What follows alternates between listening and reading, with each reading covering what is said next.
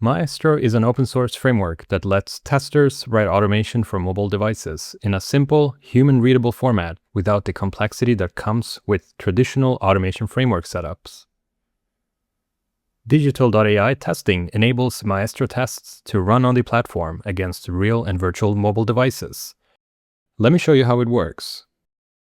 This is Maestro Studio, an IDE Maestro provides where tests come to life. You'll see how the test scenarios read naturally. Tap a button, enter text, verify a state. Each step is straightforward. No complex selectors, no verbose syntax. Let's prepare the project structure. For this example, I have a project created in Visual Studio Code. You'll see a flows directory containing individual test files and a config.yaml that controls which tests to execute in which order. This entire project needs to be packaged as a zip bundle, as we'll make it part of our API call to the Digital.ai testing platform. Switching over to Postman, we'll build this request with the required parameters.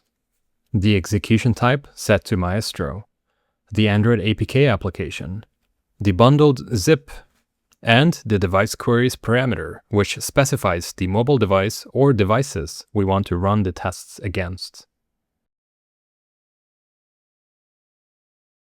The platform validates the bundle, provisions the devices, and orchestrates the execution.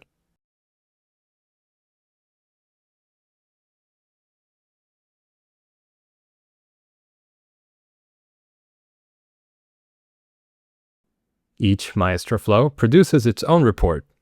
You'll get a direct link from the test execution to see which tests passed or failed, with video playback of each test, steps, device logs, and additional diagnostics if something fails.